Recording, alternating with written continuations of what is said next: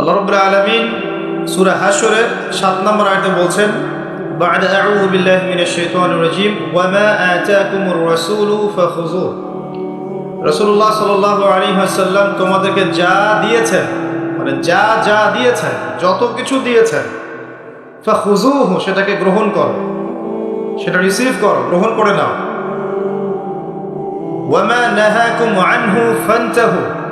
রাসূলুল্লাহ সাল্লাল্লাহু আলাইহি ওয়াসাল্লাম তোমাদেরকে যা থেকে নিষেধ করেছেন বিরত থাকো। তার মানে রাসূলুল্লাহ সাল্লাল্লাহু আলাইহি ওয়াসাল্লামের সুন্নাহ মোতাবেক জীবন গড়ো, তাহলে ইনশাআল্লাহ তাআলা সফল হওয়া যাবে। কথা ঠিক কিনা? এখন রাসূলের এই সুন্নাহ কি শুধুমাত্র শরীরের উপরে থাকবে? শুধুমাত্র কি নামাজের মধ্যেই থাকবে? শুধুমাত্র জিকির আজগার তাসবিহ তাহলিলের মধ্যেই থাকবে? শুধুমাত্র কি আমাদের ব্যক্তি জীবনেও থাকবে, নাকি জীবনের প্রত্যেকটা ক্ষেত্রেই সুন্নত বাস্তবায়ন করতে হবে? কোনটা? যদি আমরা দাড়ি রাখি, রাসূলের সুন্নাহ মতো দাড়ি রাখি, মাশাআল্লাহ। আর আমি যুবক ভাইদেরকে রিকোয়েস্ট করব, যাদের দাড়ি নাই বা দাড়ি শেভ করছেন, আজকের লেকচারের পর থেকে দাড়ি আর শেভ করেন না, ওয়াদা করছেন ইনশাআল্লাহ। এতে করে আপনি প্রতিদিন সকালবেলা উঠে রাসূলুল্লাহ সাল্লাল্লাহু আলাইহি ওয়াসাল্লামের সুন্নতকে জবাই করছেন না? ধারালো অস্ত্র দিয়ে আপনি প্রত্যেকদিন সকালে উঠে রাসূলের সুন্নতটাকে কি করছেন? জবাই করছেন। কাজটা ভালো হবে কি? একটু আগে বললাম, রাসূলের নাম শুনে যদি দরুদ না পড়ে তাহলেই নবীজি বলছেন তার জন্য ধ্বংস হোক। জিবরাইল আলাইহিস সালাম এসে এই কথা বলেছেন, নবী সাল্লাল্লাহু আলাইহি ওয়াসাল্লাম বলছেন আমিন, দোয়া করছেন আমিন। মানে এটা একটা বদদোয়া। তো এটা কি ভালো দোয়া? বদদোয়া। তো দাড়িটা ছেড়ে দেই ইনশাআল্লাহ, আল্লাহ পাক তৌফিক দান করুন। টাকনুর নিচে কাপড় পরা যাবে? টাকনুর উপরে কাপড় তুলবো ইনশাআল্লাহ। চুল কাটছেন যুবক ভাইরা, তো চুল কাটার সময় মেসি আর নেইমার স্টাইল কেন? রাসূলুল্লাহ সাল্লাল্লাহু আলাইহি ওয়াসাল্লামের সুন্নত বাবরি চুল নাই, রাখা যাবে? একটা হাদিসে আছে, যার চুল আছে সে যেন চুলের যত্ন নেয়। যার চুল আছে কি করে? সে যেন চুলের যত্ন নেয়। চুল চলে গেলে তো আর যত্ন নেওয়া যাবে? যাদের নাই তারা কি বাবরি রাখতে পারবে? যাদের আছে সুন্নত বাবরি রাখা যাবে না ইনশাআল্লাহ? আচ্ছা, সবসময় এটা বাধ্যতামূলক নয় আপনার জন্য, কিন্তু যদি সুযোগ থাকে আপনি রাখতে পারেন। ওই সুন্নত না রেখে যদি আপনি এখন তেলাপোকা ছাড় দেন তাহলে তো সমস্যা নেই। তেলাপোকা ছাড় কি? হাদিসে একটা শব্দ আছে, কুজা করা। এটা মানে কি? মাঝখানে চুল থাকে এইভাবে লম্বা আর দুই পাশ ফাঁকা। এই চুল কাটাটাকে হাদিসে নিষেধ করা হয়েছে। এটা কি জানতেন? আপনারা জানেন না? আমি জানি। এভাবে চুল কাটাটাকে হাদিসে কি করা হয়েছে? নিষেধ করা হয়েছে। আর রাসূলুল্লাহ সাল্লাল্লাহু আলাইহি ওয়াসাল্লাম সবসময় একটা কথা বলতেন, তোমরা ইহুদি খ্রিস্টানদের বিরোধিতা করবে। তোমরা ইহুদি এবং খ্রিস্টানদের কি করবে? বিরোধিতা করবে। তারা দাড়ি কেটে ফেলে, তোমরা দাড়ি ছেড়ে দিবে। তারা গোফ কেটে ফেলে, তারা গোফ ছেড়ে দেয়, তোমরা গোফ কেটে ফেলবে। আবার বলছি, তারা মুশরিকরা কি করে? মুশরিকরা দাড়ি ছেটে ফেলে, তোমরা দাড়ি ছেড়ে দিবে। আর তারা গোফ লম্বা করে, তোমরা গোফ ছেটে ফেলবে। সবসময় আমাদেরকে উৎসাহিত করা হয়েছে বিধর্মীদের সংস্কৃতির বিপরীত করার জন্য। আর আজকে আমরা কি করছি? ইচ্ছায় হোক আর অনিচ্ছায় হোক, জেনে হোক আর না জেনে হোক, আমরা কিন্তু বিধর্মীদের আদর্শ এবং কালচারগুলো ফলো করছি না ভাই? পোশাক আশাক, দেহের গঠন, চলাফেরা, কথাবার্তা, জীবনের লাইফস্টাইল, রুটিন, এগুলো কি মুসলিমদের মতো হচ্ছে না অমুসলিমদের মতো হচ্ছে? কোনো মুসলিম যুবক কি ফজরের আজান শুনে নামাজ না পড়ে ঘুমাতে পারে? আবার দুপুর 12টায় ঘুম থেকে উঠতে পারে? দুপুর 2টায় নাস্তা করতে পারে? বিকেল সময়টা গার্লফ্রেন্ডের সাথে ঘুরতে পারে? আর সন্ধ্যাবেলায় বন্ধুদের সাথে আড্ডাবাজি করে, জুয়া খেলে, বারে সময় কাটিয়ে রাত্রে আবার এসে ইন্টারনেট চালাতে 3টা 4টা 5টা বাজে, তখন ঘুমিয়ে যায়। এই হচ্ছে এখনকার যুব সমাজের আদর্শ। একটা অসুস্থ প্রজন্ম তৈরি করছি আমরা, অসুস্থ প্রজন্ম। বিগত মনে হয় 40-50 বছর থেকে একটা প্রজন্ম তৈরি হয়েছে বাংলাদেশে, স্পেশালি আমাদের মতো ইয়াং জেনারেশন যারা আছো, একটা অসুস্থ প্রজন্ম তৈরি হয়েছে। বাবাকে সালাম দিতে এদের লজ্জাবোধ হয়, ঘরে ঢুকে মাকে সালাম দিবে লজ্জা পায়, বাসা থেকে বের হওয়ার সময় দোয়া পরে বের হবে মনে থাকে, চুলটা কাটবে রাসূল সাল্লাল্লাহু আলাইহি ওয়াসাল্লাম মতো না, ওদের আদর্শ নেই। ড্রেস আপ, গেট আপ, পোশাক আশাক হবে ইসলামিক লেবাস, ওদের লজ্জা লাগে, মনে হয় যেগুলো এই যুগে মনে হয় চলে না। যদি ঢিলা ঢালা পোশাক পরি তাহলে আমি পিছিয়ে পড়ব, এটা মনে হয়। তারপরে দেখা যায় পাপকে তারা খুব একটা পাপ মনে করে না, জেনা ওদের কাছে পাপ নয়, প্রিমিক্সিং ওদের কাছে কোনো পাপ নয়, ছেলে মেয়ের অবাধ মেলামেশা ওদের কাছে কোনো পাপ মনে হয় না, এটা স্বাভাবিক মনে হয়। গার্লফ্রেন্ড বয়ফ্রেন্ড কালচার ওদের কাছে স্বাভাবিক মনে হয়। মাদকদ্রব্য অলমোস্ট এভরিবডি, ওই প্রজন্মের মাদক, সিগারেট, গাঁজা, ইয়াবা, ফেন্সিডিল এগুলোর সাথে সম্পৃক্ত। ম্যাক্সিমাই পর্নোগ্রাফির সাথে সম্পৃক্ত, প্রকাশ্য গোপনে মোবাইলে, ইন্টারনেটে, বাসায়, ল্যাপটপে সবাই পর্ন দেখছে বসে বসে। হ্যাঁ, রাত্রে পর্ন দেখে সকালে নামাজ পড়তে আসে। তারপরে অপসংস্কৃতি, বিভিন্ন কনসার্টে এদেরকে পাবে না, বিভিন্ন এই যে পিকনিক এর মৌসুম চলছে এখন, উচ্চস্বরে গান বাজনা বাজাবে, হ্যাঁ ওখানে মাদকদ্রব্য সেবন করবে, সারা রাত জাগবে, ওখানে পাবেন আপনি এদেরকে। রাত 3টা-4টায় অ্যালার্ম দিয়ে থাকে যে আর্জেন্টিনা আর ব্রাজিলের খেলা আছে, এই জন্য তাহাজ্জুদ উঠতে পারে না। পড়াশোনা করছে, কি পড়াশোনা করছে আল্লাহ ভালো জানেন, এবং এই পড়াশোনাগুলো দিয়ে দেশেরই বা কি উপকার হচ্ছে আমি সেটা দিয়ে প্রশ্ন তুলতে পারি। কতজন বিজ্ঞানী তৈরি করেছে, কতজন আইনস্টাইন তৈরি হয়েছে। উচ্চশিক্ষার জন্য বাইরে যাচ্ছি, ডিগ্রিগুলো অর্জন করে দেশে আসছি, এসে বলছি আল্লাহ বলতে কেউ নাই। একটা অসুস্থ প্রজন্ম তৈরি করছি আমরা। মোবাইল এডিকশন, স্ক্রিন এডিক্টেড, সারাদিন ফোন নিয়ে দেখবেন ব্যস্ত, এবং ফোনে কিন্তু ভালো কিছু করছে না, খারাপ কিছুই করছে। ফ্রি ফায়ার খেলছে, পাবজি খেলছে, ফোনে ফোনে জুয়াও খেলা হয় এখন, ফোনে এখন জুয়াও খেলা হয়। এক জায়গায় গোল হয়ে বসে আছে, জিজ্ঞাসা করুন কেন, ইনভেস্টিগেট করে দেখবেন লুডু খেলছে। লুডু, এই লুডু নামে যে একটা গেম আছে আমরা জানতামই না, ভাবতাম যে একসাথে গোল হয়ে বসে কি করে এরা। একদিন এক যুবক বললো যে লুডু খেলে। একটা অসুস্থ প্রজন্ম তৈরি করেছে এই প্রজন্মের হাতে দেশও নিরাপদ না। এই প্রজন্মের হাতে উম্মার কথা অনেক দূরের কথা, মুসলিম উম্মা অনেক দূরের কথা, দেশও নিরাপদ নয়। যারা এদেশকে গড়ে দিয়েছে তারা আমাদের মতো ছিল না, তাদের শৌর্য বীর্য ছিল, গায়রত ছিল, ব্যক্তিত্ব ছিল। আমাদের দাদা পরদাদা, তাদের ব্যক্তিত্ব ছিল, গায়রত ছিল, শারীরিক শক্তি ছিল, মানসিক শক্তি ছিল। এমনটা প্রজন্ম দেখছেন অঙ্কে 80 নম্বর না পেলে, একটা A+ না পেলে আত্মহত্যা করে ফেলছে। ভাবখানে এমন জীবনটাই নষ্ট হয়ে গেল। একটা A+ পায় নাই, আত্মহত্যা করে ফেলছে। ওর দ্বারা আপনি উম্মার বিজয় কামনা করছেন। একটা অসুস্থ প্রজন্ম তৈরি করছে আমরা। খুব গড় করে খেয়াল করে দেখেন আপনার আমার সন্তানদের জন্য কোন পরিবেশ রেখে যাচ্ছে। সবখানে পর্নোগ্রাফি। আমাদের সবার ফোনগুলোকে যদি এখন সার্চ করা হয় দেখা যাবে অলমোস্ট এভরিবডি এটার সাথে সম্পৃক্ত আছে, ইচ্ছায় হোক অনিচ্ছায় হোক। মাদকদ্রব্যের সাথে অনেকেই সংশ্লিষ্ট, এবং স্মোকিংটাকে ফ্যাশন মনে করি। স্মোকটা যে মাদক এটা বিশ্বাস করতে চাই না। খুব কম ইয়াং জেনারেশন পাওয়া যাবে যাদের অ্যাফেয়ার নাই, হারাম অ্যাফেয়ার, বয়ফ্রেন্ড গার্লফ্রেন্ড কালচার নাই, খুব কম পাওয়া যাবে। খুব কম ছেলে পেলে পাবেন আপনি যারা হারাম মিউজিক শোনে না। খুব কম ছেলে পেলে পাবেন যারা আপনাকে 10টা সূরা মুখস্থ বলতে পারবে। 10টা সূরা মাত্র, 10টা, চ্যালেঞ্জ করলাম, 10টা সূরা মুখস্থ বলতে পারবে না। খুব কম। আপনি খুব কম ইয়াং জেনারেশন পাবেন যারা 5 ওয়াক্ত নামাজ পড়ে মসজিদে এসে। ইয়াং জেনারেশনে খুব কম ছেলে পেলে পাবেন যারা বিশুদ্ধ করে কোরআন তেলাওয়াত করতে পারে। অনেক সময় দেখা যায় আফসোস যে অনেকে শায়েখ টাইটেল দিয়ে বসে থাকে, কোরআন তেলাওয়াত করতে জানে না। বিশ্বাস করছেন না?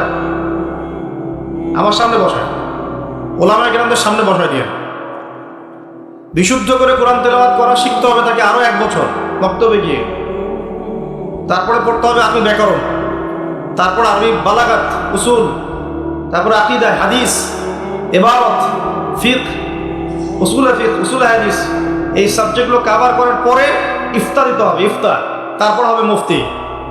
এত পড়াশোনার এখন প্রয়োজন হয় না, সবাই ইন্টারনেট ছায় এখন। বিশুদ্ধ করে কোরআন তেলাওয়াত করতে পারছে না, স্টেজে উঠে বলছে অমুক মুফতিকে ডাকো, তমুক মুফতিকে ডাকো, বাসে বসবো। এই ফিতনাগুলো বন্ধ করতে হবে। কনস্ট্রাকটিভ পড়াশোনা দরকার। আমাদের যুব সমাজের কতজন ছেলে পেলে বিশুদ্ধ করে কোরআন তেলাওয়াত করতে পারে, এটা জরিপ করে দেখেন। যারা পারে তাদের পড়াগুলোকে ওস্তাদদের সামনে শোনান, দেখবেন কতগুলো ভুল বের করা যায়। শুধু কোরআন তেলাওয়াতের কথাই বললাম, আর সিলেবাস তো অনেক গভীর। আজকে থেকে 10 বছর আগে মনে করতাম অনেক জানি, এই 10 বছর পরে এসে দেখছি যে আসলে এমন এক সাগরে ডুব দিয়েছে, আমি কিছুই জানি না এখন। ইসলাম এত গভীর একটা সমুদ্র, ইসলামের জ্ঞান, মনে হচ্ছে আমি 2% জ্ঞান অর্জন করতে পারিনি আজ পর্যন্ত। বিশ্বাস করেন, মন থেকে কথাটা বলুন, যত গভীরে যাবেন আপনি মনে হয় আপনি জাহেল। কি বলবো আপনাদেরকে, আমার তো বলার যোগ্যতাই নেই। আর এমনও ব্যক্তি দেখছি ওয়াজ মাহফিলের মঞ্চগুলোতে এসে কসম আল্লাহ বিশুদ্ধ করে কোরআনের একটা আয়াতও তেলাওয়াত করতে পারেন, শায়েক লাগব দিয়ে বসে আছে, বাহাসের জন্য মানুষকে ডাকছে। কোথায় ধর্ম চলে গেছে বাংলাদেশে? আর সাধারণ মানুষ তো সব বোঝে না। ওলামায়ে কেরাম যারা আছেন তাদের কথা সবার কাছে পৌঁছাচ্ছে না। তো এই ইন্টারনেটটা সবসময় উপকার করে নাই, অনেক সময় অনেক ক্ষতিও করেছে। কিছু কিছু ভালো জিনিস পাচ্ছেন ইউটিউবে, ফেসবুকে, হয়তো এগুলো যথেষ্ট না, কিন্তু এর মধ্য দিয়ে আপনি অনেক খারাপ জিনিসও পেয়েছেন। এমন অনেক ফিতনা ছড়িয়ে গেছে যেগুলো আসলে শক্তভাবে প্রতিহত করা দরকার ছিল। কে করবে প্রতিহত? যাদের কাছে ক্ষমতা আছে তাদের উচিত এগুলো প্রতিহত করা। আল্লাহ তৌফিক দান করুন। দ্বীন ইসলাম হুমকির মুখে পড়ছে, একটা অসুস্থ প্রজন্ম তৈরি করে যাচ্ছি আমরা। আমাদের বাচ্চারা, এই যে মেয়ে বাচ্চাগুলো, সুবহানাল্লাহ, আমরা তো ঢাকার মানুষ, এখন পোশাক বলতে আর কোনো পোশাক নাই। মানে পোশাক মানে ছেলে যা পরে মেয়েও তাই পড়ছে। যে কাপড়গুলো বাসায় পরে থাকে ছেলেরা, ছেলে মানুষরা যে কাপড়গুলো বাসায় পরে থাকে, সেই কাপড় পরে মেয়েরা বাইরে গিয়ে শপিং করছে। বাইরে গিয়ে, বিশ্বাস করছেন না কথা? যে কাপড়গুলো আমরা বাসায় পরি, জিন্স, এই যে ভিতরের স্যান্ডো গেঞ্জি পরি না, ছোট যে গেঞ্জিটা আমাদের গায়ের সাথে লেগে থাকে, কি বলেন, স্যান্ডো গেঞ্জি বলেন না? হ্যাঁ, এই টাইপের। আর এই শীতকালে আমরা যে একটা ইনার পরি নিচে, যেটা আমরা অনেক সময় খেলাধুলার ক্ষেত্রে ইউজ করে, ভিতরে পড়ে একটা ইনার বলে। তো এগুলো পরে বাইরে মেয়েরা চলছে। একটা ছেলে মানুষের তো লজ্জা লাগে এগুলো করে করতে। আপনি কি আপনার খালি গা হয়ে বা স্যান্ডো গেঞ্জি পরে বাইরে পাবলিকলি আসতে লজ্জাবোধ করেন না একটু? আপনি অবশ্যই উপরে একটা শার্ট পরেন, অথবা একটা জ্যাকেট পরেন, বা একটা চাদর পরেন, বা একটা পাঞ্জাবি বা জুব্বা পরে আসেন, তাই না? ভিতরের কাপড় পরে মেয়েরা বাইরে ঘুরছে এখন। এই পরিবেশে আপনার মেয়ে যখন যাবে, 5 বছর 10 বছর মনে করেন বাসায় ছিল, ভালো তরবিয়ত দিয়েছেন, এখন বাইরে তো যেতে হবে, স্কুলে যাবে বা মাদ্রাসায় যাবে। ও যখন এই পরিবেশটা দেখবে, ওর কাছে মনে হবে আমি দুঃস্বপ্ন দেখছি। এমনও পোশাক আছে যে পোশাকগুলো পরে ঘুরে বেড়ায় আমাদের বড় বড় শহরের মেয়েরাই, যে পোশাকগুলো পরার পরেও তাদের গায়ের ভিতরের কাঠামোও দেখা যায়। এখন এই প্রশ্ন করার, এই অহেতুক প্রশ্ন করার দরকার নাই যে আপনারাও কি তাহলে দেখেন নাকি, এই প্রশ্ন করার দরকার নেই, এটা বেয়াদবি প্রশ্ন। মূল কথা হচ্ছে ঘটনা সত্য কিনা, এটা হচ্ছে কথা। কারণ সবাই চোখ নিয়ে চলাফেরা করে, আর চোখ তো আর আকাশের দিকে উঠায় আপনি হাঁটতে পারবেন না, পারবেন? আর জমিনের দিকে তাকায় তো আপনি হাঁটতে পারবেন না। আপনাকে যেদিকে তাকাইতেই হবে, ডানে বামে, যেদিকে তাকাবেন সেদিকে এগুলো দেখতে পারবেন। এরকম পরিবেশে আমাদের মেয়েরা বড় হচ্ছে। বিশ্বাস করেন, ম্যাক্সিমাম মেয়ে কোরআন বিশুদ্ধ করে তেলাওয়াত করতে পারে না, 5 ওয়াক্ত নামাজ পড়তে জানে না, ওযুর ফরজ কি জানে না। এমনকি এমন কিছু প্রশ্ন আসে আমাদের কাছে অনলাইনে, ভাবি যে এত বেসিক প্রশ্ন মানুষ জানে না। এত বেসিক প্রশ্ন। মনে করেন প্রশ্ন করছে যে নামাজে সুবহান রাব্বিয়াল আ'লা এটা বাদ দিয়ে অন্য কোনো তাসবিহ পড়লে হবে কিনা। এটা খুব কমন একটা বেসিক প্রশ্ন না? এর উত্তর কে না জানে? তো কোন জায়গায় আছি দেখেন। একটা সময় ছিল, আমি হিস্ট্রির অনেক গভীর ছাত্র, আন্দালুসে একটা সময় ছিল, ওই সময় প্রত্যেক ঘরে ঘরে একজন করে হাফেজা মেয়ে পাওয়া যেত। হ্যাঁ, ঘরে ঘরে শুধু হাফেজা না, মুহাদ্দিসা মেয়ে পাওয়া যেত। কোনো কোনো ক্ষেত্রে মেয়েরা ফকিহ হয়েছে। এখন দেখবেন বেসিক অজুর মাসআলা, গোসলের মাসআলা, হ্যাঁ, ফরজ গোসলের মাসআলা, নামাজের ফরজ ওয়াজিব, হায়েজ নেফাসের মাসআলা, এই বেসিক মাসআলাগুলো আমাদের তরুণ প্রজন্ম জানে না। অথচ এদিকে পড়াশোনা করেছে 20 বছর 25 বছর। কোথায় পড়াশোনা করলেন আর কি শিখলেন? আর এত টাকা পয়সা খরচই বা কেন করলেন এর পিছনে? আমরা তো বলছি না যে জেনারেল শিক্ষায় শিক্ষিত হবেন না, কিন্তু ইসলামিক শিক্ষাকে বিসর্জন দিয়ে কি জেনারেল শিক্ষায় শিক্ষিত হতে হবে? ইসলামিক শিক্ষার কোনো দরকার নাই, দুনিয়ায় সব কিছু। আর জেনারেল শিক্ষায় শিক্ষিত হয়ে আপনি কি সত্যি আপনার শিক্ষা দিয়ে দেশ এবং জাতির খেদমত করছেন, নাকি একটা সার্টিফিকেটের জন্য আপনি দৌড়াচ্ছেন? নিজের মনকে, বিবেককে প্রশ্ন করবেন সততার সাথে, আয়নার সামনে দাঁড়িয়ে, সত্যি কি আপনি আপনার জ্ঞান দিয়ে সমাজের কোনো খেদমত করেছেন কিনা, নাকি আপনি জ্ঞানটা অর্জন করতে চাচ্ছেন শুধুমাত্র একটা সার্টিফিকেট অর্জন করা, সার্টিফিকেট দিয়ে একটা জব না হলে বিয়ে হবে না, বিয়ে না হলে মেয়ে দিবে না, মেয়ে না দিলে আমি তো জীবনে কিছুই করতে পারবো। এই তো জীবন চক্রটাতে এমনিই চলছে। তরুণ প্রজন্মকে আমি প্রথমে রিকোয়েস্ট করবো যে একটা আয়াত দিয়ে আলোচনা শুরু করেছে। প্রিয় ভাইয়েরা এবং বোনেরা, আল্লাহ পাক বলেছেন ওয়ামা আতাকুমুর রাসূলু ফাখুযু। আল্লাহর আদেশ এটা। যখন আল্লাহ পাক কোনো আদেশ করেন সেটা কিন্তু ফরজ হয়ে যায়। আল্লাহর আদেশ কি হয়? আল্লাহ যখন কোনো আদেশ করেন সেটা কি হয়? ফরজ। আল্লাহ পাক বলেছেন ওয়ামা আতাকুমুর রাসূল ফাখুযু। রাসূলুল্লাহ সাল্লাল্লাহু আলাইহি ওয়াসাল্লাম যা তোমাদেরকে দিয়েছেন, যে সুন্নাহগুলো দিয়েছেন, সেগুলো গ্রহণ করো। ওয়ামা নাহাকুম আনহু ফান্তাহু। রাসূল যা থেকে নিষেধ করেছেন দূরে থাকো। দুটো জিনিস পাচ্ছেন, যা দিয়েছেন নিতে হবে, যা নিষেধ করেছেন ছাড়তে হবে। শুধু যা দিয়েছেন নিব, যা নিষেধ করেছেন ছাড়বো না, এটাও কিন্তু হলো না। যা দিয়েছেন নিতে হবে, যা ছাড়তে বলেছেন কি করতে হবে? ছাড়তে হবে। আপনাকে দাড়ি ছাড়তে বলেছেন, ছেড়ে দেন। গোফ কেটে ফেলতে বলেছেন, কেটে ফেলেন। দুটোর উপর আমল হয়ে গেল। ঘুমাচ্ছেন আপনি, কেন মিউজিক শুনতে শুনতে আপনি কানের মধ্যে হেডফোন দিয়ে ঘুমিয়ে যাবেন? এটা কি রাসূলের সুন্নাত হলো নাকি? সুন্দর করে ওযু করবেন। এই রাত্রে থেকে আমল শুরু করেন ইনশাআল্লাহ, আজকে থেকে সুন্দর করে ওযু করবেন। যদি পসিবল হয় সূরা মুলক তেলাওয়াত করবেন। কোন সূরা? তাবারাকাল্লাযী বিয়াদিহিল মুলক ওয়া হুয়া আলা কুল্লি শাইইন কাদির। এই সূরাটা রাতে তেলাওয়াত করতে বলেছেন আল্লাহ পাক, খেয়াল করে দেখেন। এবং ফজিলত বলা হয়েছে এই সূরার তেলাওয়াত ইনশাআল্লাহ আপনাকে কবরের আযাব থেকে বাঁচাবে। এটা হাদিস আছে কিন্তু। আর একটা লিংক আপনাকে দেই, একটু মনোযোগ দিবেন। লিংকটা হচ্ছে আল্লাহ পাক কোরআনের আয়াতগুলোকে তুলনা করেছেন আকাশের তারার সাথে। কিসের সাথে? আকাশের তারার সাথে। আকাশের তারা কি করে? শুধু কিন্তু সৌন্দর্য বৃদ্ধি করে না। আকাশের তারাগুলোকে যদি মিলাতে পারেন সঠিকভাবে, আপনি পথ খুঁজে পাবেন। কি পাবেন? পথ বা রাস্তা খুঁজে পাবেন। আর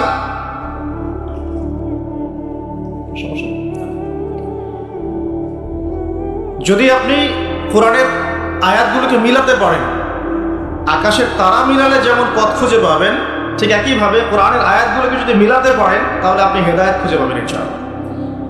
তাহলে এখানে একটা মিল আছে না? এখন সূরা মুলক আল্লাহ রাতে তেলাওয়াত করতে বলছেন, আর রাতের বেলায় আপনি আকাশের তারা খুঁজে পাবেন। মিল পাচ্ছেন? আরো একটা মিল বলে দিই। সূরা মুলকের মধ্যে আল্লাহ পাক বলেছেন আকাশের তারা দেখতে। কি বলেছেন? আকাশের তারা তাকাতে বলেছেন। আকাশের দিকে তাকাও, আল্লাহর নিদর্শনগুলোর দিকে তাকাও, আসমানের তারাগুলোর দিকে তাকাও। দেখো এই সৃষ্টির মধ্যে তুমি কোনো রকম খুঁত খুঁজে পাও কিনা, কোনো ত্রুটি খুঁজে পাও কিনা। পাওয়া যাবে? তোমার দৃষ্টি বারবার ব্যর্থ হয়ে ফিরে আসবে, কিন্তু কোনো ত্রুটি তুমি খুঁজে পাবে না। দেখেন আল্লাহ পাক বলছেন কোরআনের আয়াতগুলো পথ দেখাবে, ঠিক যেমন আসমানের তারাগুলো পথ দেখায়। আবার আল্লাহ পাক রাতের বেলায় সূরা মুলক তেলাওয়াত করতে বলছেন, যেই সূরার মধ্যে তারা দেখার কথা আছে। মিল পাচ্ছেন? রাতের বেলা সূরা মুলক তেলাওয়াত করতে শেখেন, অথবা মুখস্থ করে ফেলেন। মুখস্থ করতে পারবেন না ইনশাআল্লাহ? কয়টা আয়াত এখানে? কয়টা আয়াত বলেন তো? কয়টা? আস্তাগফিরুল্লাহ। কয়টা আয়াত? 30টা। কয়টা আয়াত? নবীজি বলেছেন কোরআনে একটা সূরা আছে 30 আয়াতের। কত আয়াতের? 30 আয়াতের। এই 30 আয়াতের সূরা তার পাঠকের পক্ষে ঝগড়া করবে, আল্লাহ পাকের সাথে কথোপকথন করবে, বলবে যে আল্লাহ আমার পাটকারীকে তুমি মাফ করে দাও, জোর দিবে, মানে এটা আল্লাহ পাকের ইচ্ছাতেই হবে এবং আল্লাহ পাক তার কথা শুনবেন এবং তাকে মাফ করে দেবেন ইনশাআল্লাহ। তো এই সূরাটা মুখস্থ করা যাবে না ইনশাআল্লাহ। এই সূরার শেষে আরেকটা কথা আছে, পুরো সূরা বললে পুরো সূরা এই সূরা দিয়ে লেকচার শেষ হয়ে যাবে, এটা আরেকদিন বলবো ইনশাআল্লাহ। শেষের একটা কথা বলবে, এই সূরার শেষের দিকে একটা কথা আছে, কুল আরাআইতুম ইন আসবাহা মাউকুম গাওরান ফামা ইয়াতিকুম বিমাইন মাঈন। আল্লাহ পাক বলছেন, তোমরা কি কখনো ভেবে দেখেছো যে যদি আল্লাহ পাক এই ভূগর্ভস্থ পানিটাকে নিচে নামিয়ে দেন, ভূগর্ভস্থ পানির স্তরটাকে নিচে নামিয়ে দেন, কোন সত্তা কি আছে যে তোমাকে সেই পানি এনে দিবে? আছে? এই আয়াত থেকে আমাদের একটা শিক্ষা আছে, একটু বলি শোনেন। শিক্ষাটা হচ্ছে, আমরা এখন অপচয় খুব কটু, আমরা খুব অপচয় করি জিনিসপত্র। আমরা গ্যাস অপচয় করি, রাষ্ট্রের সম্পদ অপচয় করি, রাষ্ট্রের রাস্তাঘাট নিজের বাপ দাদার সম্পত্তি মনে করে নষ্ট করে ফেলি। সম্পত্তি কিন্তু আমার না, এটা রাষ্ট্রের, জনগণের। আপনি রাষ্ট্রের সম্পত্তি নষ্ট করতে পারেন না, আপনাকে কিন্তু জবাব দিতে হবে। এই যে রাস্তায় যাচ্ছেন, মনে করেন টোল দিতে হবে, বাইকটা টান দিয়ে টোল না দিয়ে চলে গেলেন, এই যে একটা চুরির অপরাধ হলো, প্রতারণা হলো আপনার, এটা হক ছিল রাষ্ট্রের, নষ্ট হয়ে গেল। এভাবেই রাষ্ট্রের সম্পদগুলো নষ্ট হচ্ছে, অনেকেই করছে। এটা করা যাবে না। এই যে পানি অপচয় করছি আমরা, গ্যাস অপচয় করছি, কোনো কোনো ক্ষেত্রে আমরা আমাদের হায়াতও অপচয় করছি না? হায়াত অপচয় করছি না, সময় হায়াত অপচয় করছি, আমাদের যৌবন অপচয় করছি। অপচয়ের পটু একটা জাতিতে পরিণত হয়েছি আমরা। আল্লাহ মাফ করুক আমাদের। আল্লাহ পাক দেখেন, আল্লাহ পাক বলছেন পানির স্তর কিন্তু নিচে নেমে যেতে পারে। যদি নিচে নেমে যায়, আল্লাহ ছাড়া কে আছে পানি নিয়ে আসবে তোমাদের জন্য? এই পানি অপচয় করতে করতে করতে করতে এখন পানির স্তর নিচে নেমে গেছে অলরেডি। ঢাকা সহ বাংলাদেশের, ঢাকা স্পেশালি, এর পানির যে লেয়ার, এটা নিচে নেমে যাচ্ছে দিন দিন। খবর আছে আপনার? সারাদিন, একদিন 24 ঘন্টায় পুরো ঢাকা শহরের প্রত্যেকটা বাথরুমে যত গ্যালন গ্যালন পানি অপচয় হয়, এগুলোকে সংরক্ষণ করা গেলে বাংলাদেশের পানির অপচয়, পানির কোনো সংকটই থাকতো না। এখন মনে হচ্ছে পানি তো অনেক, সমস্যা নাই, পানি চলে যেতে কয়দিন সময় লাগবে? নদীগুলো শুকিয়ে যাচ্ছে না? আগের মতো পানি আছে নদীতে? নদীগুলো শুকাচ্ছে না? অপচয় এমন একটা কাজ, যখন একটা জাতি অপচয় করে তখন তাদের উপর থেকে বরকতটা উঠে যায়। কি উঠে যায়? বরকত। আমরা অপচয়টা বন্ধ করে দিই, আল্লাহ তৌফিক দান করুন। আমাদের অপচয়টা দেখাচ্ছে, একটু দেখেন। আমরা মাশাআল্লাহ মসজিদে যাই, গিয়ে মাশাআল্লাহ আমরা ট্যাপটা ছাড়ি, আর যার ইমানের জোর যত বেশি, তার ট্যাপের স্পিডও মাশাআল্লাহ তত বেশি। ঠিক আছে, পানি পড়তে থাকে দেদারসে। এক বালতি পানি দিয়ে আমরা ওযু করি, এক বালতি পানি দিয়ে আমরা একজন ওযু করি। খেয়াল করে দেখেন, এখন যদি মসজিদে নামাজ পড়তে আসে 500 জন মুসল্লি, 500 বালতি পানি খরচ করে ফেলেছে। ওমর রাদিয়াল্লাহু আনহু যুগ হলে এই মুসল্লিরা মাইর খেত। ওমর রাদিয়াল্লাহু আনহু যুগটা থাকলে এখন এই মুসল্লিদেরকে পিটানো হতো। ওখানে প্রশাসন থাকতো কতটুকু পানি খরচ করছে দেখার জন্য। এটা কি অপচয় মনে হচ্ছে না আপনার কাছে? এক বালতি পানি দিয়ে রাসূল সাল্লাল্লাহু আলাইহি ওয়াসাল্লাম এক বালতিরও কম পানিতে গোসল করতেন। সহিহ বুখারী পড়ে দেখেন, নবী সাল্লাল্লাহু আলাইহি ওয়াসাল্লাম এক বালতিরও কম পানি দিয়ে গোসল করতেন। আর আমরা ওযুই করি, এক বালতি পানি লাগে, আধা বালতি পানি লাগে। আর এই শহরগুলোতে যে শাওয়ার ছেড়ে দিলাম, ব্যাস পড়ছে পানি 1 লিটার, 10 লিটার, 15 লিটার, 20 লিটার গোসল করতেছে। মহিলা ঢুকলে তো কথাই নাই, 40-50 লিটার পানিও চলে যেতে পারে। এই যে পানির অপচয়, এটা লেকচারে বলবো ভাবছিলাম, সুযোগ পাচ্ছিলাম না, আজকে মনে পড়েছে বলে দিলাম। পানির অপচয় করেন না। আল্লাহ পাক কিন্তু পানির নিয়ামত নিয়ে নিতে পারেন, পানির স্তর নিচে নেমে যেতে পারে, কিন্তু আল্লাহ পাক আমাদেরকে বোঝার তৌফিক দান করুন। শুধু পানি না, কোনো সম্পত্তিরই অপচয় করবেন না, ব্যক্তিগতও না, রাষ্ট্রেরও না। সম্পত্তি সঞ্চয় করার চেষ্টা করেন ইনশাআল্লাহ, তাহলে সামনের যে দিনগুলো আসবে কঠিন, ওই সময় ইনশাআল্লাহ লাভ হবে। আমার কঠিন দিন যে সামনে আসছে, এটা কি বিশ্বাস করেন না? বিশ্বাস করার দরকার নাই, যখন আসবে তখন বুঝেন। এখন শোনেন, যুবক ভাইদেরকে বলছিলাম এবং যুবতীদেরকেও বলছিলাম, স্পেশালি ইয়াং জেনারেশনে বেশি, তার তোমাদেরকে বলছি, আল্লাহ পাকের এখানে দুইটা কথা আছে। একটা কথা, রাসূলের আদেশ যা যা আছে মানতে হবে, নিষেধ যা যা করেছেন বর্জন করতে হবে। স্টার্ট করেন ঘুম থেকে। ঘুমানোর সময় আপনি সূরা মুলক পড়েন, সূরা মুলক তেলাওয়াত করতে হলে কোরআন তেলাওয়াত করার আগে শিখতে হবে, তাই তো? সবাই জানি তো কোরআন তেলাওয়াত করা জানি? কনফিডেন্স নাই? কোরআন তেলাওয়াত করা জানেন না? আল্লাহ সবাইকে তৌফিক দেখ। আজকের মাহফিল সার্থক হবে যদি একটা ওয়াদা করে বাসায় যান, এই ওয়াদাটা পূরণ করতে পারেন, আজকের এই মাহফিল সফল করবেন।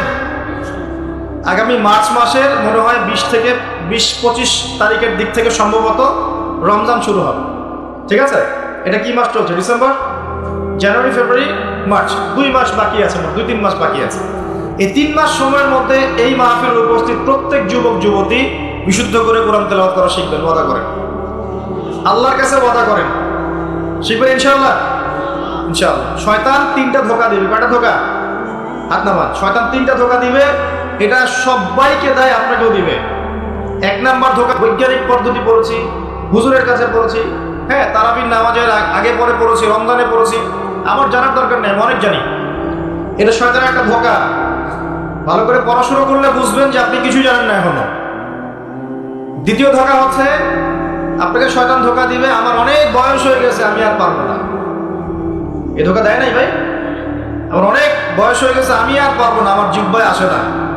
জিহ্বায় না আসলেও পড়তে হবে, তাহলে আপনি ডাবল নেকি পাবেন ইনশাআল্লাহ। জিহ্বায় না আসলেও যারা পড়ে হাদিসে আসছে, মানে আটকে যায়, তারপরেও বহু আলাইহি শাক্কুন, এটা তার উপর কঠিন হয়, তারপরেও সে চেষ্টা করে, ফালাহু আজরান, তার জন্য ডাবল পুরস্কার, ডাবল নেকি হবে ইনশাআল্লাহ। আরেকটা শয়তান ধোঁকা দিবে, এটা তোমাদেরকে দিবে, ইয়াংদেরকে, সেটা হলো অনেক সময় পড়ে আছে, এত তাড়াহুড়ার কিছু নাই, পরে শিখে নিব। এই ধোঁকা দেয় নাই? এই ধোঁকা দিয়ে দিই তো বয়স হয়ে গেল 25-30, এখনো 30টা কোরআনের আয়াত তুমি বলতে পারছো না। 30টা কোরআনের আয়াত তুমি জানো না, এটা তো ওই ধোঁকারই ফসল। তোমার আব্বা আম্মাকে আগে ধোঁকা দিয়েছে শয়তান, বাচ্চাটাকে আগে বড় করি, স্কুল কলেজ বিশ্ববিদ্যালয়টা শেষ হোক, তারপরে দেখা যাবে। ওই করতে করতে ছেলের বয়স হয়ে গেছে 25-30, এখনো ওযুর মাসআলা জানে না, নামাজের মাসআলাগুলো জানে না, ফরজ ওয়াজিব সুন্নত মুস্তাহাব বোঝে না, আর ইসলামের গভীর জ্ঞান তো অনেক দূরের কথা। কোরআন, হাদিস, আকীদা, উসুল, ফিকহ, এগুলো তো অনেক পরের কথা। এখন সে দিন শেখার জন্য একটাই মাধ্যম সামনে পায়, ফেসবুক, ইউটিউব, ব্যাস, দ্যাটস অল। আর ফেসবুক, ইউটিউব মানে কি? ঢুকবে, দেখবে অমুক যা বললো তমুকের বিরুদ্ধে, আর তমুক যা বললো অমুকের বিরুদ্ধে, এগুলোই দেয়। এখানে শেখার তো তেমন কিছু নাই, আপনি তো এখানে সমালোচনা শিখবেন খালি। এখানে শিখবেন কিভাবে ওয়াজ মাহফিলে উঠে কাউকে তুচ্ছ তাচ্ছিল্য করতে হয়। আপনি শিখছেন এখানে কিভাবে একজন আরেকজনকে গালি দিচ্ছে, কিভাবে একদল আরেকদলকে গালি দিচ্ছে, কিভাবে এ তার বিরুদ্ধে বলছে, ও তার বিরুদ্ধে, এগুলো তো শিখছেন আপনি। তাহলে সঠিক শিক্ষা পাবেন কোথায়? এখানে ঈমান রিচার্জ করবেন, সঠিক শিক্ষাটা পাবেন কোথায়? আপনাকে তো আলেম ওলামার কাছে সোহবতে যেতে হবে তো, এবং সিলেবাস ভিত্তিক পড়াশোনা করতে হবে তো। নাহলে শুধু এই ইন্টারনেটে ঢুকলে আপনি বিভ্রান্ত হয়ে যাবেন।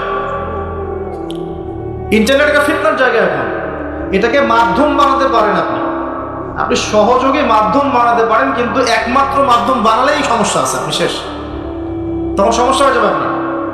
এই কথাগুলো আমাদের বাস্তব জীবনের উপলব্ধি থেকে বলছি, ইনশাআল্লাহ আপনার জীবনে ফায়দা দিবে ইনশাআল্লাহ। প্রিয় যুবক ভাইরা, এই 3টা ধোঁকা থেকে বেঁচে থাকবেন। রাত্রেবেলা কি তেলাওয়াত করবেন তাহলে? কোন সূরা? সূরা মুলক। আচ্ছা, ফজিলত কি ফজিলত? ইনশাআল্লাহ আপনাকে আল্লাহ রাব্বুল আলামিন এই সূরা তেলাওয়াতের বরকতে, এর ওসিলা ইনশাআল্লাহ কবরের আযাব থেকে বাঁচাবেন ইনশাআল্লাহ। কবরের আযাব সত্য না মিথ্যা? চোখে দেখা যায়? কোনো পরীক্ষাগারে প্রমাণ করা যায়? তাহলে পশ্চিমারা যে বলে যে পরীক্ষা নিরীক্ষা পর্যবেক্ষণ ছাড়া কোনো জ্ঞান নেওয়া যাবে না, তাহলে কি হবে? এই যে শিক্ষা ব্যবস্থা দাঁড়িয়ে আছে এখনকার এই দর্শনের উপরে, পরীক্ষা নিরীক্ষা পর্যবেক্ষণ, চাক্ষুষ না দেখা পর্যন্ত কিছু বিশ্বাস করি না। এটা বিশ্বাস করেন তখন আপনাকে বলবে ধর্মান্ধ হয়ে ব্যক্তি। কি বলবে? কথা বুঝেন না আপনার? হ্যাঁ, ওদের ফিলোসফি অফ এডুকেশন, মানে আমরা বলি এটাকে এপিস্টিমোলজি, আমাদের ফিলোসফিতে বলতো এপিস্টিমোলজি, মানে জ্ঞান তত্ত্ব। এই শব্দের অর্থ হচ্ছে কি?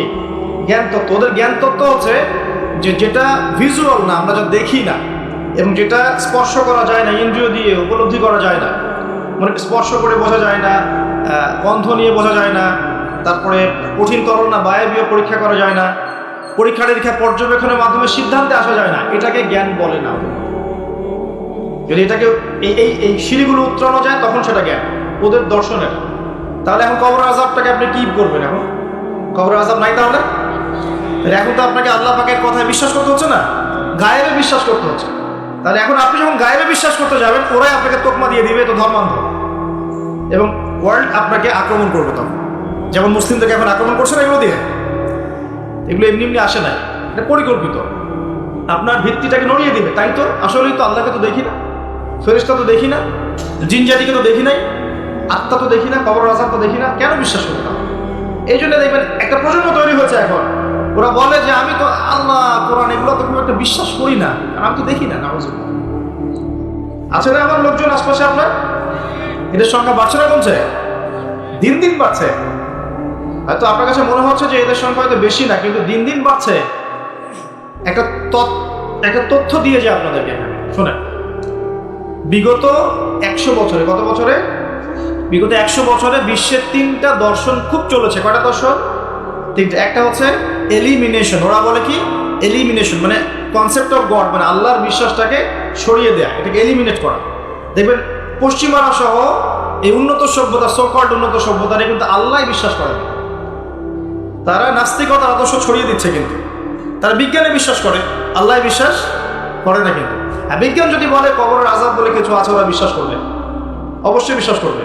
কিন্তু আল্লাহ যদি বলেন কবরের শাস্তি আছে, তারা বিশ্বাস করবে না। আমার কথা বোঝাতে পারছি? আচ্ছা, এটা একটা। 2 নম্বর হচ্ছে ম্যাটেরিয়ালিজম, মানে বস্তুবাদিতা, মানে মানুষকে দুনিয়া, খাও দাও ফুর্তি করো, ব্যাংক ব্যালেন্স, টাকা পয়সা, জমি জমা, স্ট্যাটাস, এইটুকুর মধ্যে সীমাবদ্ধ করেছে। চিন্তাগুলোকে এর মধ্যে সীমাবদ্ধ করেছে। পরকালের জীবন, ওইখানে জবাবদিহিতা, আল্লাহর সামনে দাঁড়ানো, এগুলো বাতিল, এগুলো পড়ে। মানুষকে দুনিয়ার দিকে ফোকাস করেছে। দেখেন না এখন ফ্লাইওভারে দাঁড়াবেন, দেখবেন ছুটছে, সারাদিন ছুটছে কিসের পিছনে? পরকাল, দুনিয়ার পিছনে। অল্প কিছু মানুষ আছে যারা একটু ধর্মান্ধ টাইপের নাকি, তারা ছোটে ধর্মের দিকে। আরেকটা আছে 3 নাম্বার, এটা হলো চ্যালেঞ্জ এগেইনস্ট রিলিজন, মানে ধর্মের বিরুদ্ধে চ্যালেঞ্জ উত্থাপন করা, যে ধর্মের এটা কেন, ধর্মের ওইটা কেন, হ্যাঁ মুসলিমদের মধ্যে পর্দা কেন, চুরি করলে চোরের হাত কেন কাটতে হবে, বড় একটা বিষয়। তারপরে ইসলামে বহু বিবাহ কেন, ঠিক আছে, তারপরে বিয়ের এক্স্যাক্ট কোনো বয়স নাই কেন, মানে এই যে কনসেপ্ট থ্রো করছে না, এগুলো চ্যালেঞ্জ, রিলিজিয়নকে চ্যালেঞ্জ করা, এই দর্শনটা ছড়িয়ে দেওয়া হয়েছে বিগত 100 বছর। এই তথ্যটা আপনাকে জানিয়ে দিলাম, ইনশাআল্লাহ আপনাদের স্টাডির ক্ষেত্রে কাজে দিবে। প্রিয় ভাইরা, পরিবেশটা নষ্ট করবেন না, যাদের কোনো হাজত আছে পিছন দিক দিয়ে চলে যান। আজকে রাত্রে ঘুমানো থেকে শুরু করে দেন রাসূলুল্লাহ সাল্লাল্লাহু আলাইহি ওয়াসাল্লামের সুন্নাহর উপর আমল করা। পারা যাবে ইনশাআল্লাহ। প্রথমে সূরা মুলক, তারপরে আপনি পড়বেন সূরা ফালাক, নাস, ইখলাস, 3বার, মোট 9 বার। এবং প্রত্যেক 3 বার শেষ হলে আপনি 2 হাতকে একত্রিত করে ফু দিয়ে নিজের মাথা থেকে নিয়ে যতদূর পর্যন্ত পারেন মাসাহ করবেন। ইনশাআল্লাহ রাত্রেবেলা আপনাকে কোনো দৃশ্য অদৃশ্যের ক্ষতি স্পর্শ করবে না ইনশাআল্লাহ। ঘুমের মধ্যে অনেক সমস্যা হয় না অনেকের, ওই যে বলে বোবা ধরে, দুঃস্বপ্ন দেখেন, হ্যাঁ ভয় পান, আছে না এগুলো সমস্যা? এই সব সমস্যার সমাধান কি মেডিকেল সায়েন্স করতে পারে? যাবেন একটা অ্যান্টি ডিপ্রেশন ওষুধ দিয়ে দিবে, অথবা একটা ঘুমের ওষুধ দিয়ে দিবে, ঘুমান। কিন্তু সব সমস্যার সমাধান কে করতে পারে? আল্লাহ পাক করে ইনশাআল্লাহ। এগুলো নিঃসন্দেহে কোনো না কোনো ভিত্তি এবং পিছনের একটা ব্যাখ্যা আছে, যেটা হয়তো আমাদের নাও জানা থাকতে পারে, হতে পারে না? সব জ্ঞান কি আমাদের আছে? আচ্ছা, সব জ্ঞান যে আমাদের নাই, একটা এক্সাম্পল দিই, জাস্ট একটা এক্সাম্পল দিই। আমাদের শরীরে কি আত্মা আছে? আছে না নাই? আত্মাকে কি কেউ দেখেছে কিনা? এটাকে কেউ টাচ করেছে কিনা? তা আত্মা কঠিন, তরল না বায়বীয় কোনো জ্ঞান কারো আছে কিনা? এখন একজন মানুষ মৃত, একজন মানুষ জীবিত, উভয়ের মাঝখানে পার্থক্যটাই তো হচ্ছে আত্মা। একজন মানুষ মৃত, তার মধ্যে আত্মাটা নাই, আর যে মানুষটা জীবিত তার মধ্যে কি আছে? রূহ বা আত্মা আছে। আল্লাহ পাক এই সম্পর্কে কি বলছেন? আল্লাহ বলছেন সূরা বনী ইসরাঈলে, ইয়াসআলুনাকা আনির রূহ, হে নবী তারা তোমাকে রূহ বা আত্মা সম্পর্কে জিজ্ঞেস করে। কুলির রূহু মিন আমরি রব্বি, তুমি বলে দাও হে নবী রূহ হচ্ছে তোমার রবের একটা আদেশ মাত্র। কি একটা আদেশ? আদেশে এসেছে, আদেশে চলে যাবে। কোনো কারণ লাগে নাকি? আমরা কারণ ব্যাখ্যা করতে চাই, এটাকে বলে কার্যকারণ তত্ত্ব। প্রত্যেকটা কাজের পিছনে একটা কারণ ব্যাখ্যা করি। হ্যাঁ, এটা কেন হলো এই কারণে, এটা কেন হলো এই কারণে, এটাকে বলে কার্যকারণ তত্ত্ব। আল্লাহ পাকের হুকুমে মানুষ যে মারা যাচ্ছে, এর পিছনে কোনো কারণ লাগে না। এই যে একটা মানুষ হাঁটছে হাঁটছে ডেড, আর আমরা বলে দিলাম হৃদযন্ত্রের ক্রিয়া বন্ধ হয়ে মারা গেছে, এই তো এই কথা। তো ক্রিয়াটা বন্ধ হলো কিনা? ভালোই তো ছিল, হঠাৎ করে কি হলো? কার হুকুমে হলো? এটা কোনো হুকুম তো নাই। এই কনসেপ্টটাই তো বিশ্বাস করছে না। তো রূহ বলে কিছু একটা আছে না, এই রূহের কি ব্যাখ্যা আমি করতে পারবো? এই জ্ঞান কি আমার আছে? আল্লাহ বলছে ওয়া মা উতীতু মিনাল ইলমি ইল্লা কলিলা, এই বিষয়ে তোমাদেরকে খুবই কম জ্ঞান দেওয়া হয়েছে, জ্ঞানই দেওয়া হয়নি। জ্ঞান কে দেয়? নাকি সব জ্ঞান আমরা অ্যাচিভ করি? জ্ঞানতাত্ত্বিক দর্শন শোনেন, কিছু মানুষ বলেছে সুদীর্ঘকাল ধরে মানুষ বুদ্ধি থেকে জ্ঞান পায়। কি থেকে পায়? বুদ্ধি থেকে। আবার কিছু মানুষ বলেছে মানুষ অভিজ্ঞতা থেকে জ্ঞান পায়। কি থেকে? অভিজ্ঞতা হয়েছে, জ্ঞান পেয়েছে। আগে জানতাম না, এখন জানছে। এখানে বিষয়টা কি? এর চূড়ান্ত বক্তব্যটা কি? চূড়ান্ত বক্তব্য দিয়েছে ইসলাম। ইসলাম বলছে ওয়াকুলিল হাক্কু মির রাব্বিকুম, হক বা সত্য রবের পক্ষ থেকে আসে। সূরা বাকারায় আছে ওয়াআল্লামা আদামাল আসমাআ কুল্লাহা, আল্লাহ পাক আদম আলাইহিস সালামকে সমস্ত নাম শিক্ষা দিয়েছেন। সূরা আলাকায় আছে আল্লামাল ইনসান মা লাম ইয়ালাম, মানুষকে সেই জ্ঞান শিক্ষা দিয়েছেন যা মানুষ জানতো না। জ্ঞানকে শিক্ষা দিয়েছেন, জ্ঞানকে শিক্ষা দিয়েছেন। তাহলে জ্ঞান কার পক্ষ থেকে আসে? এখানে একটা কথা মনে রাখবেন, আপনার যদি অনেক বড় ডিগ্রি সার্টিফিকেটও থাকে, যদি হৃদয়টা পরিচ্ছন্ন না হয়, হৃদয়ে নূর না থাকে, আল্লাহর মারিফত বসিরা না থাকে, তাহলে কিন্তু আল্লাহর পক্ষ থেকে জ্ঞান পাওয়া খুব ডিফিকাল্ট। আপনি কাগজের কিছু জ্ঞান পেতে পারেন, তথ্য পেতে পারেন, ইনফরমেশন পেতে পারেন, প্রকৃত জ্ঞান পাওয়া খুব টাফ আছে। আল্লাহ পাক বোঝার তৌফিক দান করুন। সূরা ফালাক নাস ক্লাস পড়বেন, সূরা মুলক পড়বেন, ওযু করার কথা বলেছি। এর পাশাপাশি আপনি সূরা কাফিরুন পড়বেন। কোন সূরা? কোনটা বলেন তো? প্রথম লাইন কি? কুল ইয়া আইয়ুহাল কাফিরুন। মাশাআল্লাহ। আচ্ছা, এই সূরাটা ফজিলত আছে। যদি আপনি প্রত্যেক রাতে সূরা কাফিরুন পড়েন ঘুমানোর আগে, ইনশাআল্লাহ তাআলা আল্লাহ পাক আপনাকে আমাকে শিরকের পাপ থেকে বাঁচিয়ে রাখবেন ইনশাআল্লাহ। কিসের পাপ? শিরকের পাপ কি সবচেয়ে বড় পাপ না ছোট পাপ? একটা হাদিস বলে দেই, ইনশাআল্লাহ যথেষ্ট হবে। রাসূলুল্লাহ সাল্লাল্লাহু আলাইহি ওয়াসাল্লামকে আল্লাহ পাক একটা ওয়াদা করেছেন। কি ওয়াদা করেছেন? আল্লাহ পাক বলছেন মিরাজের রাতে, হে নবী মুহাম্মদ সাল্লাল্লাহু আলাইহি ওয়াসাল্লাম, তোমার উম্মতের মধ্যে কোনো ব্যক্তি যদি, তোমার উম্মতের মধ্যে যে কোনো ব্যক্তি যদি আসমান জমিন সমান পাপ নিয়ে আমার সামনে হাজির হয়, কিন্তু আমার সাথে কাউকে শরিক করেনি, শিরকের পাপ নাই, আমি আল্লাহ তার সামনে আসমান জমিন সমান গুনাহ, আসমান জমিন সমান ক্ষমা নিয়ে হাজির হব। কথা কি বুঝতে পারছেন? অনেক পাপ করেছেন আপনি, পাপের শেষ নাই, কিন্তু আপনি শিরকের পাপ করেন নাই। ইনশাআল্লাহ একদিন না একদিন আপনি জান্নাতে যাবেন ইনশাআল্লাহ। আল্লাহ পাক সমস্ত পাপ মাফ করতে পারেন, কোন পাপ ছাড়া?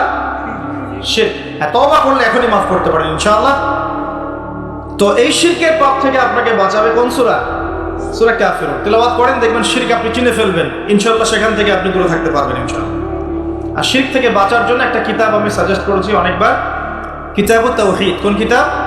কিতাবুত তাওহীদের শারাহ বা ব্যাখ্যা আছে, অনেকগুলো প্রকাশনা থেকে বের হয়েছে, কিনতে পারেন। বাংলায় অনুবাদ করা আছে, বইটা পড়তে পারেন। তবে বইটা একটু কঠিন, অনেকে হয়তো বুঝতে পারবেন না সব কিছু। যেটাই বুঝবেন না, স্থানীয় বড় আলেম যিনি আছেন, হকপন্থী আলেম, তার কাছে গিয়ে জিজ্ঞাসা করবেন। একা একা পণ্ডিত হতে যাবেন, একা একা পণ্ডিত হয়ে গেলে সমস্যা। ওই যে এক শ্রেণী বের হয়ে গেছে যে কোরআন মানলেই হবে, হাদিস মানার কোনো দরকার নেই, আছে না? হ্যাঁ, এই যে বেশি পণ্ডিত, এখানে কোরআনের দলিলকে অগ্রাহ্য করলো। আল্লাহ যে বলছেন রাসূল যা দিয়েছেন নাও, রাসূলের দেওয়াগুলো পাবো কোথায়? রাসূল যা দিয়েছেন সেগুলো কি কোরআনে আছে নাকি? রাসূল যেগুলো দিয়েছেন ওগুলো কোথায় আছে? রাসূল যেগুলো থেকে নিষেধ করেছেন ওগুলো কোরআনে আছে নাকি? রাসূল যেগুলো নিষেধ করেছেন কোথায় আছে?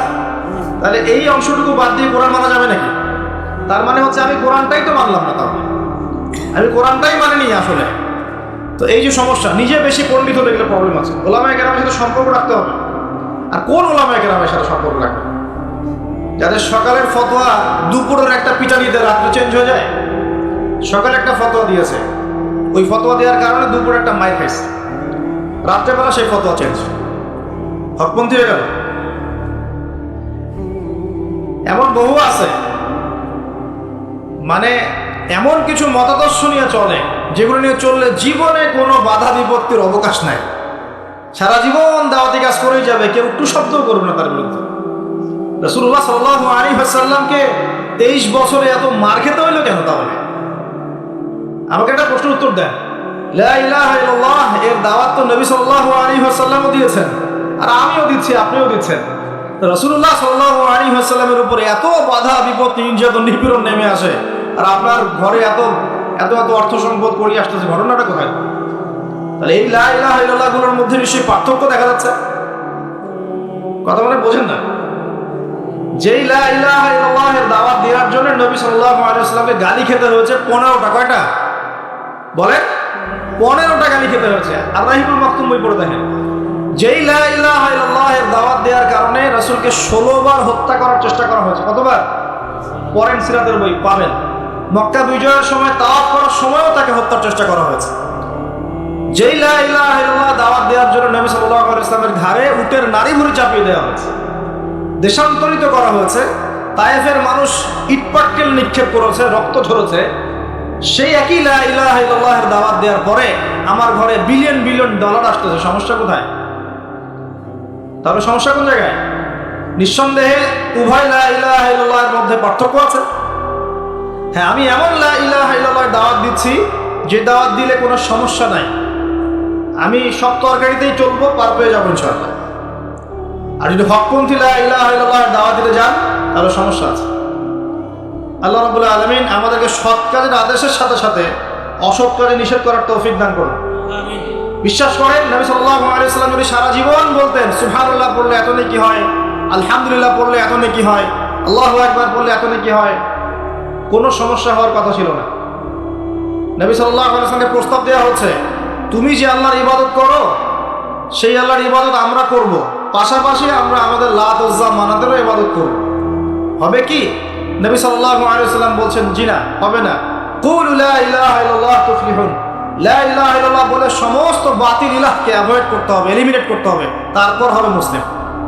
এখন আপনি 5 ওয়াক্ত নামাজও পড়বেন মাশাআল্লাহ, এদিকে সুদও খাবেন, আপনি রমজান মাসে সাওমও রাখবেন মাশাআল্লাহ, আপনি ঘুষও নেবেন, আপনি এদিকে দান সৎকারও করবেন, আবার যাকাতও দিবেন না, এদিকে মাশাআল্লাহ আপনি তাহাজ্জুদ পড়বেন, পর্দা মানবেন না, হ্যাঁ, এদিকে আপনি তাসবিহ তাহলিল করছেন, হজ উমরা করছেন বছর বছর, এদিকে দুর্নীতিও করবেন, অন্যের সম্পদ আত্মসাৎও করবেন। এই লা ইলাহা ইল্লাল্লাহ আল্লাহর রাসূল শিখাইছেন। উদখুলু ফিস সিলমি কাফা মানে কি? তোমরা পরিপূর্ণরূপে ইসলামে কি করো? প্রবেশ করো। এখন ইসলামে পরিপূর্ণ প্রবেশ মানে কি? নামাজও করবেন, সুদও খাবেন, আর এদিকে রোজাও রাখবেন, ঘুষও খাবেন, এদিকে হজ উমরা করবেন, বনের সম্পত্তি মেরে খাবেন। এগুলো কি লা ইলাহা ইল্লাল্লাহ শিক্ষা? মনে রাখবেন, লা ইলাহা ইল্লাল্লাহ এর হকপন্থী ওলামায়ে কেরাম যারা, সোহবতে গিয়ে পড়ে দিন শিখবেন ইনশাআল্লাহ। পারবেন না? এটা চেনার জন্য আপনাকে এত কষ্ট করতে হবে না, এত কষ্টের প্রয়োজন নাই। খালি দেখবেন যে কাদের দাওয়াতে বাধা বিপত্তি নেমে আসে আর কাদের আসে না। এতটুকু চোখটা খোলা রাখলেই বুঝতে পারবেন ইনশাআল্লাহ। এই জন্য একজন মজলুম বলেছিলেন যে তাকে মৃত্যুর সময় বলা হচ্ছে কালিমা পড়েন। কি পড়েন? কালিমা পড়েন। সে বলছে যে আমাকে কোন কালিমা পড়তে বলছে? যে কালিমা তোমরা পড়ছো সেই কালিমা পড়ার পর তোমাদের রুটি রুজির ব্যবস্থা হচ্ছে, আর আমি যে কালিমাটা পড়েছি এই কালিমার জন্য তুমি এসেছো আমার গলায় আজকে ফাঁসির কাষ্ট চড়াবো। এই হচ্ছে অবস্থা। প্রিয় ভাইরা, দুনিয়ার জীবনটা চূড়ান্ত নয়, এখানে সফল হতে হলে একটা আয়াতেই যথেষ্ট আপনার জন্য। আজকে রাসূল যা দিয়েছেন নিয়ে নেন, যা দেন নাই ছেড়ে দেন, যা নিষেধ করেছেন ছেড়ে দেন, ব্যাস, আর কিচ্ছু করতে হবে। ঘুমানো থেকে শুরু করেছি আপনার জন্য, আমি একটু গুছিয়ে দিব আপনাকে সারাদিন, তারপর শেষ করে দিব। এবার আপনি ডান পাশে কাজ হচ্ছেন, হয়ে বলবেন আল্লাহুম্মা বিইসমিকা আমুতু ওয়া আহইয়া। তার আগে যদি সম্ভব হয় 33 বার সুবহানাল্লাহ, 33 বার আলহামদুলিল্লাহ, 34 বার আল্লাহু আকবার পড়ে আপনি ঘুমিয়ে যান। এখন যদি আপনি 6 ঘন্টা বা 8 ঘন্টা ঘুমিয়ে থাকেন, প্রত্যেক সেকেন্ডে আপনি নেকি পাবেন ইনশাআল্লাহ। কেন নেকি পাবেন? কারণ আপনি আপনার আদর্শ মতো ঘুমান নাই, আপনি রাসূলুল্লাহ সাল্লাল্লাহু আলাইহি ওয়াসাল্লামের আদর্শ মতো ঘুমিয়েছেন, মুহাম্মদ রাসূলুল্লাহর উপর আমল করেছেন। মুহাম্মদ রাসূলুল্লাহ মানে কি? প্রতিটা কাজ করতে হবে কার তরিকায়? রাসূলুল্লাহ। এটা বোঝেন। লা ইলাহা ইল্লাল্লাহ মানে কি? মানে আল্লাহ ছাড়া আর কিছুই চলবে না, সোজা কথা। আল্লাহ ছাড়া আর কিছুই কি চলবে? কিছু চলবে না। মুহাম্মদ রাসূলুল্লাহ মানে হচ্ছে প্রতিটা কাজ করতে হবে কার পদ্ধতিতে? মুহাম্মদ সাল্লাল্লাহু আলাইহি ওয়াসাল্লামের তরিকা। ব্যাস, এই এতটুকু যথেষ্ট। এই কালিমা নিয়ে মৃত্যুবরণ করলে পরে ইনশাআল্লাহ একদিন না একদিন আপনি জান্নাতে যাবেন ইনশাআল্লাহ। যদিও আপনি চুরি করেন, যদি আপনার জিনা করেন, যদিও আপনি মদ খান, ইনশাআল্লাহ আল্লাহ চাইলে সেই গুনাহ মাফ করে দেবেন ইনশাআল্লাহ। এখন প্রিয় ভাইরা, ঘুম থেকে উঠলেন, এখানে দুটো কথা বলে দেই। এখন আমরা যে সময়টাতে আছে এটা শীতকাল না? এই সময়টা কি শীতকাল না? আমি দেখছি আমি ছাড়া আপনারা সবাই শীতের কাপড় পরেছেন মাশাআল্লাহ। খুব ঠান্ডা। যুব সমাজে এত ঠান্ডা লাগে কেন? এই বয়সে এত ঠান্ডা লাগে কেন? এখন তো রক্ত গরম থাকার কথা নাকি? ঠান্ডা লাগে খুব, তাহলে তো সমস্যা। আচ্ছা, এটা তো শীতকাল চলছে নাকি? শীতকাল সম্পর্কে দুটো কথা বলে দিয়ে আপনার উপকার হবে ইনশাআল্লাহ, আমাদের উপকার হবে ইনশাআল্লাহ। একটা হাদিসে আসছে শীতকালটা হচ্ছে মুমিনদের জন্য গনিমত। মুমিনদের জন্য কি গনিমত? মানে হচ্ছে একটা সম্পদ, যে সম্পদটা যুদ্ধ করে লব্ধ করতে হয়, কিন্তু এখানে কোনো যুদ্ধের প্রয়োজনই হচ্ছে না। গনিমত, উপহার, গিফট। কিরকম? শীতকালে রাতটা হয় লম্বা। রাত কি হয়? লম্বা হয় না? এতে করে সারা রাত আপনি অনেক ইবাদত করতে পারবেন। আর দিনটা হয় ছোট। দিনটা ছোট হয় না? এতে করে আপনি দিনের বেলা সওম বা রোজা রাখতে পারবেন। শীতকাল আসলেই সাহাবীরা বলতেন আহলান সাহলান। শীতকালকে বলতেন আহলান সাহলান। শীতকাল তুমি এসেছো, আলহামদুলিল্লাহ। এখন রাত্রেবেলা হে কোরআনওয়ালারা তোমরা উঠে যাও এবং কোরআন তেলাওয়াত করতে থাকো, এবং দিনের বেলা তোমরা সওম পালন করতে থাকো, আলহামদুলিল্লাহ। তো শীতের রাতটা কাজে লাগাতে পারি না আমরা? রাতের একটা অংশ ঘুমিয়ে যাবেন, শেষ অংশে উঠে তাহাজ্জুদ পড়বেন এবং কোরআন তেলাওয়াত করবেন এবং আল্লাহর কাছে হাত তুলে দোয়া করবেন। ইনশাআল্লাহ শেষ অংশে, রাতের শেষ অংশে আপনি যে দোয়াই করবেন, আপনার রিজিক যদি হালাল হয় ইনশাআল্লাহ কবুল হয়ে যাবে। শীতকালকে কাজে লাগে। আবার দিনটা হয় ছোট, তাই দিনের বেলা আপনি সওম বা রোজা রাখতে পারবেন। আল্লাহ পাক তৌফিক দান।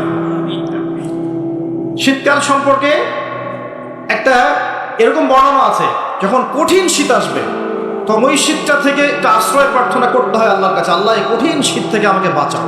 কারণ কি জানেন? কারণ হচ্ছে জাহান্নাম বছরে 2টা নিঃশ্বাস ছাড়ে। কয়টা নিঃশ্বাস? একটা নিঃশ্বাস গ্রীষ্মকালে যখন প্রচন্ড দাবদাহ চলে, ওইটা হচ্ছে জাহান্নামের নিঃশ্বাসের ফসল। ওই প্রভাবে পৃথিবীতে এরকম দাবদাহ চলে। এই সায়েন্স বিশ্বাস করবে? করবে না। ওর বিশ্বাসের আমার যায় আসে না। আল্লাহ পাক বলেছেন সত্য, রাসূল বলেছেন সত্য। আরেকটা হচ্ছে শীতকালে যখন প্রচন্ড ঠান্ডা, তখন শীতকালে জাহান্নামের এমন একটা জায়গা আছে যেটা কিন্তু শীতল জায়গা। জাহান্নামের পুরো জায়গাটাই কিন্তু আগুন নয়, এমনও জায়গা আছে যেটা কি খুব শীতল। ওই শীতল অংশ শ্বাস ছাড়লে এই যে পৃথিবীতে এই শীতের একটা প্রভাব চলে আসে, প্রচন্ড ঠান্ডা শৈত্য প্রভাব চলে আসে। এটা হয়তো অনেকে বিশ্বাস করবে না, মনে করবে যে ধর্মান্ধ কথাবার্তা। হাদিসে আছে নবী সাল্লাল্লাহু আলাইহি ওয়াসাল্লাম বলেছেন, কে সত্যবাদী? এই পুরো সভ্যতা না রাসূল সাল্লাল্লাহু আলাইহি ওয়াসাল্লাম? এই বিশ্বের সমস্ত মানুষ সত্যবাদী বেশি না আল্লাহ রাসূল বেশি সত্যবাদী? বাস, আর কোনো দরকার আছে কথা? শীতকালটা কাজে লাগে। এই শীতকালে আমি একটা আমল বলে দিই প্রিয় ভাইরা। শীতকালে নবী সাল্লাল্লাহু আলাইহি ওয়াসাল্লাম এই যে তাহাজ্জুদ পড়তে উৎসাহিত করেছেন, সওম রাখতে উৎসাহিত করেছেন এবং সাহাবীরা কোরআন তেলাওয়াত করতে উৎসাহিত করেছেন। একটা হাদিসে আছে তিনটা কাজ মানুষের গোনার একটা বড় বড় অংশকে মিটিয়ে দিবে। 1 নম্বর কাজ হচ্ছে সংকটকালীন অবস্থায় দান। মানে আপনার দান করার এখন সামর্থ্য খুব কম, টাকা পয়সার টানা হেঁচড়া আছে, এখন আপনি দান করছেন, এই দানের বিনিময়ে আল্লাহ পাক গুনাহ আপনার মাফ করে দিবেন ইনশাআল্লাহ। 2 নম্বরটা হচ্ছে যে কঠিন গরম পড়েছে, এই গরমের দিনে আপনি রোজা রেখেছেন, তৃষ্ণার্ত থেকেছেন, এই গরমে রোজা রাখার কারণে আপনার গুনাহ মাফ হয়ে যাবে ইনশাআল্লাহ। আরেকটা কাজ হচ্ছে প্রচন্ড শীতকাল, এই যে এখন শীতকাল পড়ছে, এই শীতকালে আপনি ঠান্ডা পানিতে ওযু করছেন কষ্ট করে, এই ওযুর বদৌলতে আপনার গুনাহগুলো মাফ হয়ে যাবে ইনশাআল্লাহ। এই 3টা কাজ শীতকালে পাওয়া যাচ্ছে না? 3 নম্বর কাজটা শীতকালে পাওয়া যাচ্ছে না, যে শীতের সময় পূর্ণাঙ্গ রূপে ওযু করলে আপনার গুনাহগুলো মাফ হয়ে যাবে ইনশাআল্লাহ।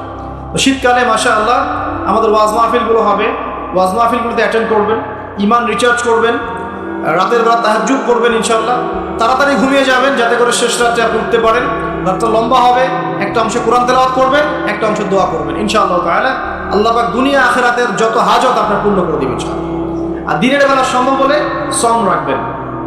আরেকটা কাজ আমাদের করা উচিত, এটা আমি মাহফিলের মাধ্যমে অ্যানাউন্স করছি, আমাদের উচিত শীতকালে আশপাশে যে দরিদ্র শীতার্থ মানুষগুলো আছে, স্পেশালি গ্রামাঞ্চলে, দেশের উত্তরাঞ্চলে কিন্তু প্রচুর শীত পড়ে, এরকম বিভিন্ন অঞ্চলে কিন্তু প্রচুর শীতার্থ মানুষ আছে।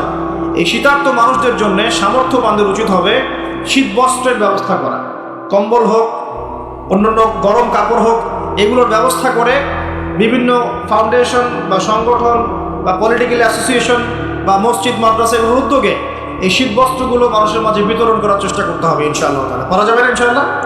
আমরাও নিয়াত করছি ইনশাআল্লাহ এই শীতে আমরা পুরো বাংলাদেশ ব্যাপী আমাদের সামর্থ্য অনুযায়ী মানুষের সাদাকাগুলোকে কালেক্ট করে আমরা শীত বস্ত্র বিতরণ করবো ইনশাআল্লাহ তাআলা। এবং আমরা রিকোয়েস্ট করবো আপনাদের দানের হাতটাকে প্রশস্ত করতে। তবে মনে রাখবেন, কখনো যদি দেখেন যে আমার নামে বা আমাদের ফেসবুক আইডি ইউজ করে, পোস্টকে ইউজ করে কেউ দান সৎকা চাচ্ছে, এনশিওর না হওয়া পর্যন্ত কেউ দান করবেন না। এরকম প্রচুর প্রতারক ফ্রড বের হয়েছে যারা আমাদের নাম ইউজ করে কিন্তু মানুষের কাছে টাকা পয়সা চাওয়ার চেষ্টা করছে। আমি কখনো মানুষের সামনে এইভাবে কোনো প্রজেক্টের জন্য টাকা পয়সা চাই না। যদি চাই এইভাবে জনসমক্ষে এসে বলবো যে এই প্রজেক্টের জন্য চাচ্ছি। মানে এখন যেটা বললাম, ইনশাআল্লাহ শীতকালে আমরা শীত বস্ত্র বিতরণ করব, যার যার সামর্থ্য আছে আমাদের অফিসিয়াল পেজে আমাদের সব নাম্বারগুলো, অ্যাকাউন্ট নাম্বারগুলো দেওয়া হবে, সেখানে আপনারা পাঠাবেন, আমরা বিতরণ করবো ইনশাআল্লাহ। এবং সেটা সম্পূর্ণ আমার নিজের তত্ত্বাবধানে চলবে ইনশাআল্লাহ তাআলা। এখন এই কাজগুলো শুধু আমরা করবো না, আপনারাও করবেন, বিভিন্ন সংগঠন থেকে করবেন, আপনাদের মসজিদ থেকে করবেন, মাদ্রাসা থেকে করবেন, পলিটিক্যাল অ্যাসোসিয়েশন থেকে করবেন, ধর্মীয় সংগঠনগুলো থেকে করবেন। এতে করে কি হবে জানেন? নবী সাল্লাল্লাহু আলাইহি ওয়াসাল্লাম বলেছেন, আপনি যদি মানে কোনো বান্দা যদি অন্য মুসলিম ভাইয়ের কোনো হাজত প্রয়োজন পূরণ করে দেয়, আল্লাহ রাব্বুল আলামিন কিয়ামতের মাঠে তার হাজত পূরণ করে দেবেন ইনশাআল্লাহ। অন্য বর্ণনায় আছে দুনিয়া এবং আখিরাতে আল্লাহ পাক তার হাজত পূরণ করে দেবেন ইনশাআল্লাহ।